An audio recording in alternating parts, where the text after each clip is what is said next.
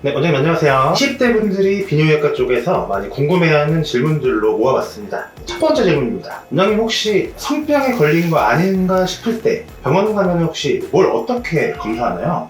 내원하시면 가장 먼저 전문의와 상담을 합니다. 마지막 성관계 시점, 파트너의 감염 여부, 현재 느껴지는 증상, 분비물 등을 확인합니다. 그리고 신체 검사를 통해 성기 피부에 사마귀, 궤양, 물집 등이 있는지 직접 확인합니다. 남자의 경우 첫 소변으로 PCR 검사를 시행합니다. 다양한 요도염균을 확인할 수 있습니다. 그리고 혈액 검사를 통하여 에이즈, 매독, 헤르페스 등을 확인합니다. 성병은 조기 발견이 치료 기간을 줄이고 합병증을 막는 유일한 길입니다. 이건 진짜 남자들이 다 궁금해하죠. 조루는 몇 초부터냐 이거요. 혹시 공식 기준이란 게 있을까요? 현대의학에서 조루를 진단할 때 단순히 시간만을 잣대로 삼지는 않습니다. 세계 성기능의학회에서 정의하는 조루의 기준은 크게 세 가지 요소가 동시에 고려됩니다. 첫 번째가 사정 지연 시간입니다. 1분 이내에 사정하는 선천성 조루와 원래는 괜찮았으나 증상이 생기기 시작한 경우로 삽입 후 3분 이내에 사정하는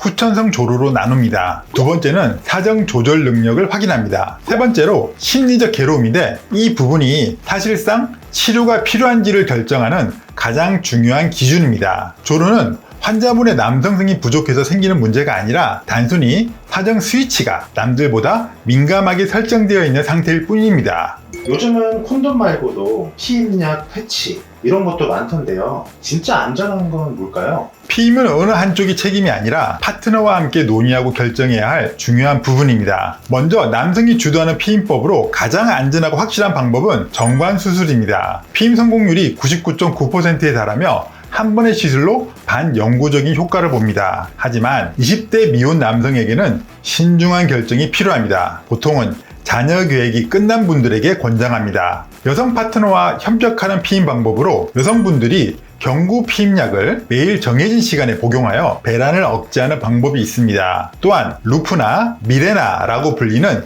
산부인과에서 자궁 내에 작은 장치를 삽입하는 방식도 있습니다. 전문가 입장에서 추천하지 않는 피임 방법으로는 지뢰 사정이 있습니다. 실패율이 약 20에서 25% 정도로 매우 높습니다. 중요한 점은 콘돔 외의 모든 피임법은 임신은 막아주지만 성병 전염은 막아주지 못한다는 사실입니다. 20대 분들이 샤워하다가 고안에서 뭔가 혹처럼 만져지면 혹시 암일까봐 걱정하더라고요. 이런 경우 실제로 고안암일 수도 있는 건가요? 고안에서 평소에 없던 혹이 만져지면 많이 당황스러우시죠? 가장 주의해야 할 경우가 고안암일 가능성입니다. 고안암은 역설적으로 10대 후반에서 30대 초반의 젊은 남성에게 가장 많이 발생하는 암입니다. 증상은 고안 자체에서 통증이 없는 딱딱한 덩어리가 만져지는 것입니다. 고안암은 조기에 발견하면 완치율이 90% 이상으로 그나마 다행인 점은 치료가 잘 되는 암에 속합니다. 하지만 실제 진료를 해보면 암보다는 양성 질환인 경우가 훨씬 많습니다. 고안에 혹이 만져진다면 지금 바로 가까운 비뇨기과에서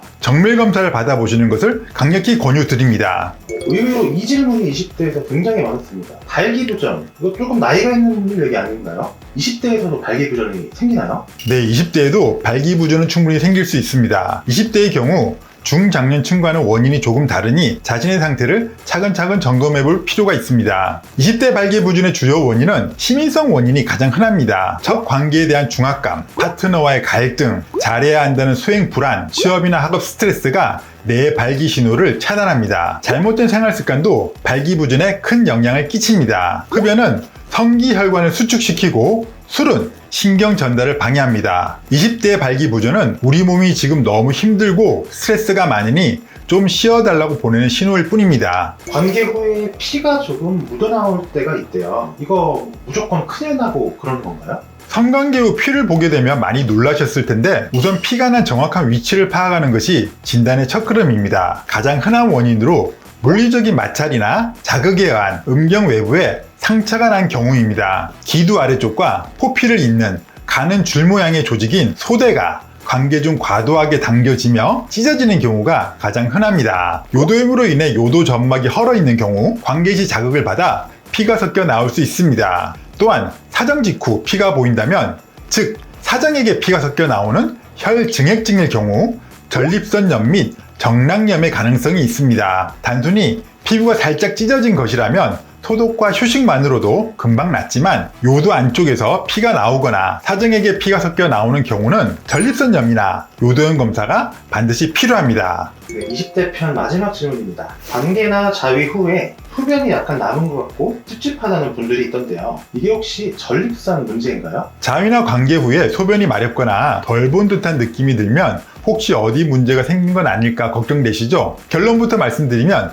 어쩌다 한번 발생하는 증상은 정상일 수 있지만 매번 반복된다면 전립선 점검이 필요합니다. 사정 직후에는 우리 몸의 시스템이 소변을 보기 어려운 상태로 세팅됩니다. 소변을 보류해도 줄기가 약하거나 잔뇨감이 느껴질 수 있습니다. 그러나 20대 남성에게 잔뇨감의 가장 큰 원인은 바로 전립선염입니다. 사정 후 잔뇨감뿐만 아니라 평소에도 소변을 자주 보거나 소변 후 찌릿한 통증, 회음부에 묵직한 불쾌감이 동반된다면 전립선염을 강하게 의심해야 됩니다. 만약 충분한 휴식 후에도 잔뇨감이 사라지지 않거나 통증이 동반된다면 비뇨기과에서 정밀 검사를 통해 염증 여부를 확인하는 것이 가장 빠르고 정확한 해결책입니다.